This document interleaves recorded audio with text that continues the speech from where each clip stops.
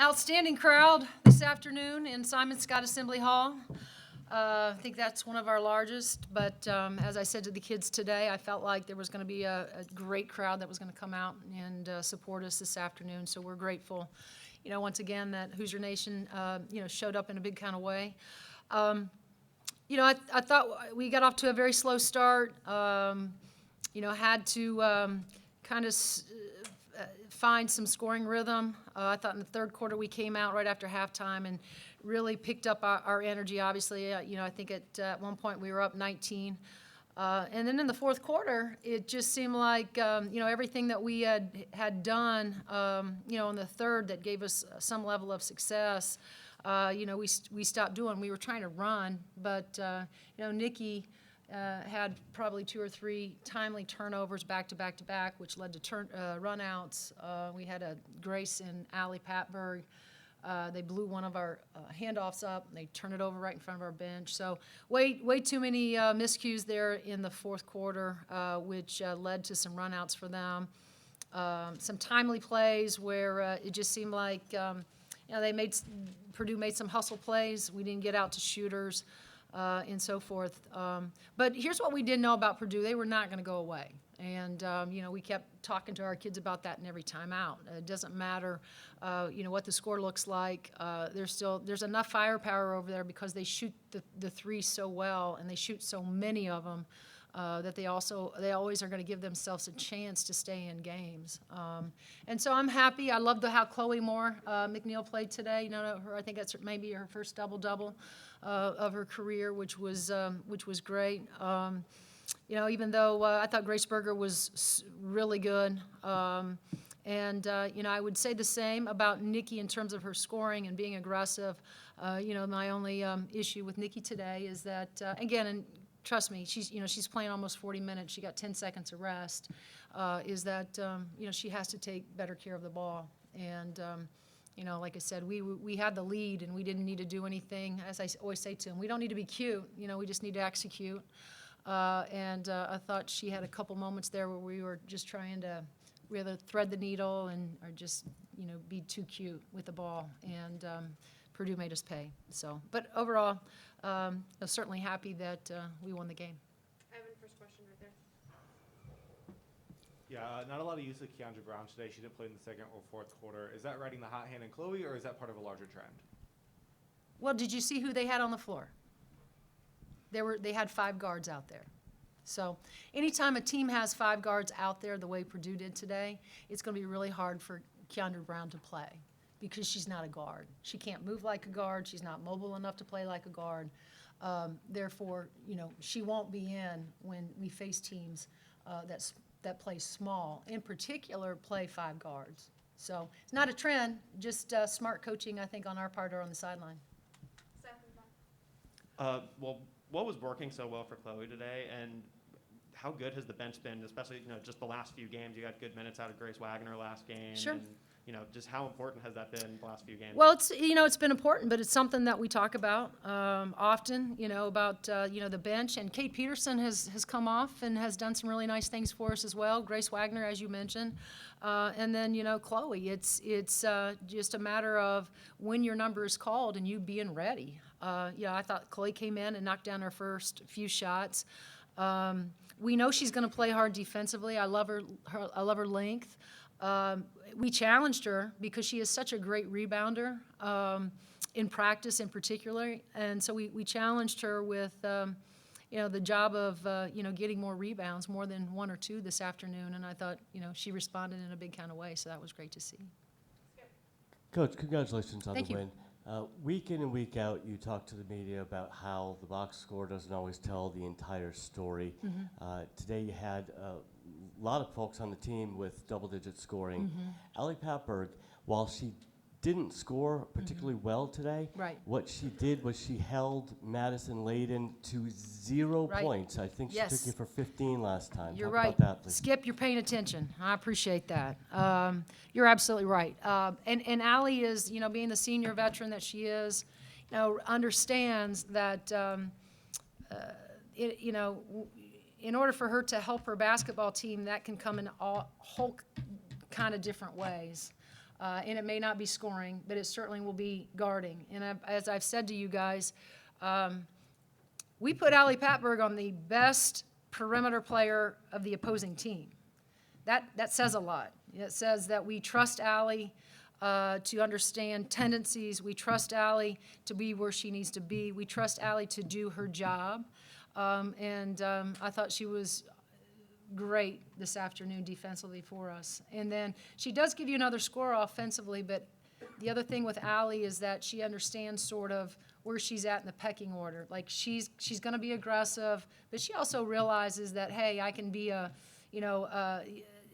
ball mover for this team. I can, be a spot-up shooter for this team if they need me to be. And that's the great thing about Allie. She's going to do whatever we ask her to do, whatever she needs to do in order to help her team be successful. Ari and then Matt.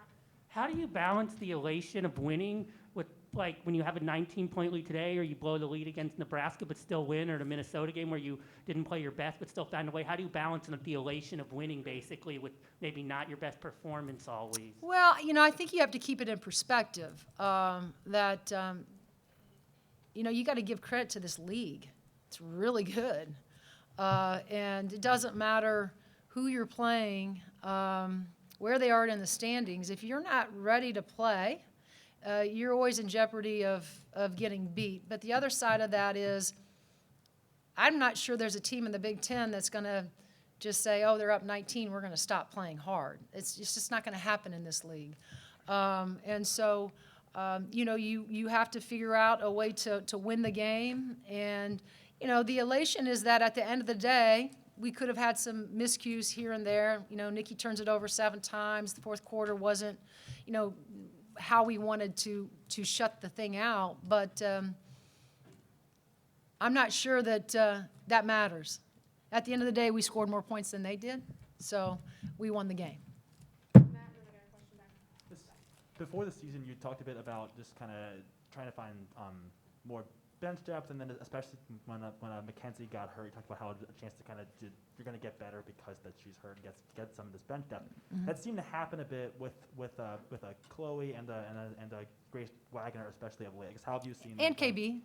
I would put her in there as well. And I guess how have you seen that bench development kind of happen, especially the last few weeks? Right. Well, I think intentional playing experience matters. And sometimes early on in some of those preseason or non-conference games, they're coming in when we have a lead. We have a nice lead, right? And you always challenge them. It doesn't matter. Don't look at the scoreboard right now.